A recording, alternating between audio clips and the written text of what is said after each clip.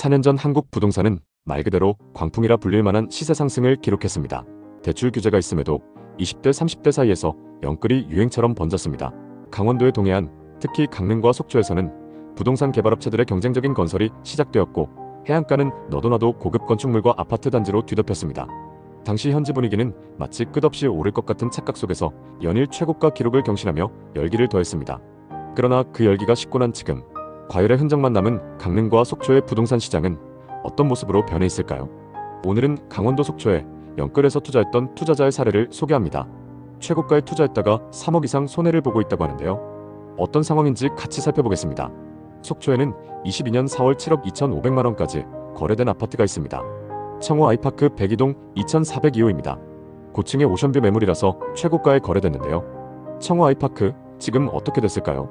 정확히 3년 전 속초는 서울시 속초구라고 부를 정도로 핫한 부동산이었습니다. 강남보다 속초, 서울시 속초구, 이때 속초를 이렇게들 불렀는데요. 지금은 그때와 분위기가 180도 달라졌습니다.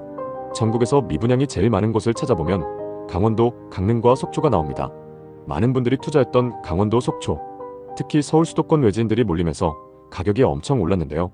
하락장에 오면서 투자했던 분들이 버티지 못하고 팔고 나가고 이걸 또 다른 외지인들이 다시 매수하는 상황이 반복되고 있습니다. 속초의 고가 아파트 매매 계약 사례를 보면 현지 분들보다는 외부 투자자들이 월등히 높습니다. 속초는 바다와 호수, 설악산 등등 환경이 너무 좋은 곳이기 때문에 많은 분들이 살고 싶어하는 곳입니다. 그런데 지금같이 부동산 투자 심리가 위축됐을 때는 외부 수요가 확실히 줄어들고 내부 수요로 가격이 결정됩니다. 속초는 상승기 때 올랐던 가격에 이걸 살만한 현지 수요가 많이 부족한 곳이긴 하죠. 속초 아파트 가격은 얼마가 적당한 걸까요? 속초 부동산 시장 분위기를 정확하게 살펴보고 현재 속초 아파트 시세가 적당한지 앞으로 더 떨어질지 정확히 판단해 보겠습니다. 가장 먼저 속초에서 가장 고가에 거래됐던 아파트를 찾아보고 이 아파트가 현재 얼마까지 떨어졌는지 확인해 보셔야 됩니다. 짧게 한 군데만 살펴보고 다음 단계로 넘어갈게요. 살펴볼 단지는 속초 청호 아이파크입니다. 속초시 청호동에 위치한 아파트로 2018년식 687세대 최고 29층입니다. 500세대가 넘는 대단지이고 고속버스 터미널과 속초해변이 도보거리입니다. 북양양 IC가 인접해서 교통도 편리합니다. 이 아파트 35평 매물이 3억 1천만 원 하락했는데요. 최고가 7억 2,500만 원에 거래됐던 매물은 24층이고 최근 거래된 매물은 3층입니다. 보통은 고층 매물이 비싸게 거래되기 때문에 두 거래를 비교하기에는 무리가 있습니다. 최고가에 거래됐던 아파트는 102동 24층 A타입이었습니다. 최고가에 거래됐던 걸 감안하면 오션뷰인 2호나 3호일 가능성이 높겠네요. 거래 내역을 살펴보니 속초 청호 아이파크 102동 2,402호였습니다. 역시 고층의 오션뷰, 최고가에 거래된 이유가 있네요. 최저가 매물은 3층이기 때문에 비교가 적절하지 않아서 다른 매물로 비교해보겠습니다.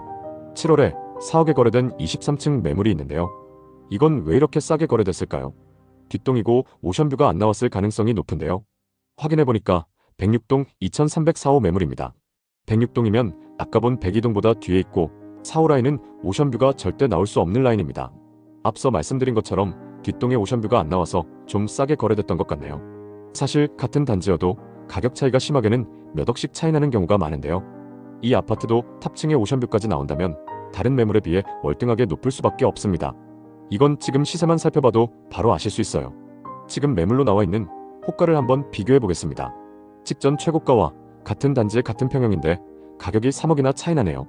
하나는 102동 9층이고 다른 하나는 같은 102동 중층입니다. 동 배치를 보면 102동은 호수에 따라 오션뷰 차이가 있는데요. 두 매물 모두 102동이지만 4억 1천만 원 매물은 향이 남서향입니다. 그렇다는 건 오션뷰가 안 나온다는 거죠. 9층이면 나쁜 층이 아닌데 지금처럼 뷰에 따라서도 호가 금액이 많이 달라집니다. 물론 매도하시는 분이 내놓은 호가이기 때문에 얼마든지 금액은 조율될 수 있습니다. 가장 많이 하락한 아파트를 살펴보셨으면 이 아파트들의 현재 시세가 적당한지를 판단해 보셔야 하는데요. 이때는 신축 분양 아파트 분위기를 잘 살펴보셔야 합니다. 기존에 지어진 아파트들보다 새로 짓는 아파트라면 더 좋겠죠. 그래서 당연히 구축 아파트보다 찾는 사람들이 더 많습니다. 이 신축 분양 아파트의 분양권 시세를 파악해 보시면 앞으로 전체적인 분위기가 어떨지 확인해 볼 수 있습니다. 최근 가장 주목받았던 속초의 신축 아파트는 힐스테이트 속초입니다. 청약 당시 84타입 최고 경쟁률 3대1을 넘었던 곳입니다. 지금 분위기는 어떤지 보겠습니다. 26년 입주 예정인 이 아파트에는 지금 매물이 32개 나와 있네요. 이 중에는 분양가보다 낮은 마이너스 프리미엄 매물도 있습니다. 천만 원 떨어진 매물도 있고 프리미엄 없이 분양가에 내놓으신 분도 계시네요. 청약 당시 경쟁이 있던 것 치고는 상황이 좋지 않습니다. 아무래도 지금 속초 전반적으로 분위기가 좋지 않기 때문에 생각보다 낮은 가격에 내놓고 계신 것 같습니다. 사실 속초는 불과 몇 년 전만 해도 정말 많은 투자자들이 모였던 곳입니다.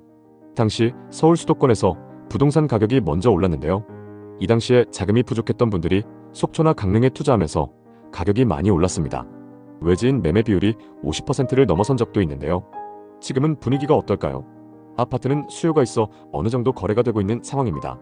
하지만 생활형 숙박시설이나 수익형 부동산은 거래 자체가 안 되고 있습니다. 세컨하우스 열풍이 불면서 생활형 숙박시설이나 분양 호텔들이 많이 생겼습니다. 서울이나 수도권에 있는 사람들에게 속초는 너무 매력적인 곳이긴 합니다. 우리나라 대표 관광지이고 어디서나 동해바다, 설악산을 볼 수 있을 정도로 뷰도 좋고 살기 좋은 곳이죠. 속초 생활 숙박시설 광고를 보면 호텔 수준의 서비스를 제공하고 주말에 가족들과 여행도 하면서 세컨하우스로 쓸 수 있다고 합니다. 또 사용하지 않을 때는 전문 위탁사가 알아서 운영해서 수익도 가져다 준다고 하니까 혹하는데요. 여러 장점들을 내세우면서 서울 수도권 곳곳에 분양 사무실을 차려놓고 외부 투자자들을 모집했습니다. 사실 투자할 만한 여유 자금이 있고 돈이 많은 분들에게는 속초에 아파트 한 채 가지고 있으면서 세컨하우스로 쓰는 건 전혀 문제가 안 됩니다. 그치만 대다수 사람들에게 이 투자금은 엄청 큰 돈이고 어떤 분에게는 전 재산일 수도 있습니다. 만약 이런 분들이 생활형 숙박시설이나 분양형 호텔 같은 수익형 부동산에 투자하셨다면 지금 많이 후회하고 계실 텐데요. 지금 속초에는 아직도 많은 수익형 부동산이나 아파트가 지어지고 있습니다.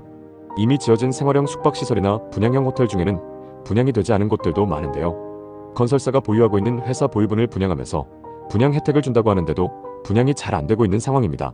속초의 미분양 물량을 보면 23년도부터 증가해서 지금은 역대 최고 수준입니다. 최근 가장 큰 이슈였던 힐스테이트 속초의 경우 84타입 분양가가 5억 8천만 원이 넘는데도 최고 경쟁률 3대1을 넘었는데요. 지금 이 아파트 분양권은 마피가 붙어서 나오고 있습니다. 전문가들의 의견에 따르면 앞으로 부동산은 수도권과 지방의 양극화가 더 심화될 거라고 합니다. 그렇다고 해서 무조건 수도권 부동산에만 집중해야 되는 건 아닙니다. 속초 부동산 중에서도 일부 입지가 좋은 신축 아파트는 급매가 나오면 바로바로 계약이 되고 있습니다. 이건 어느 지역이나 마찬가지입니다. 어느 정도 가격까지 내려오면 그걸 적정 가격이라고 판단하는 수요는 항상 있습니다. 그렇기 때문에 항상 관심 있는 단지의 시세를 잘 살펴보시는 게 중요합니다. 시세보다 저렴하게 나오는 매물 중에 금액 조율이 가능하고 전세를 끼고 매수할 수 있다면 고민해 보시는 것도 좋습니다. 끝까지 시청해 주셔서 감사합니다. 다음 편엔 더 알찬 내용으로 찾아뵙겠습니다. 모두 부자 되시는 그날까지 좋은 정보 전달드리겠습니다. 오늘 영상이 도움되셨다면 구독, 좋아요 부탁드립니다. 감사합니다.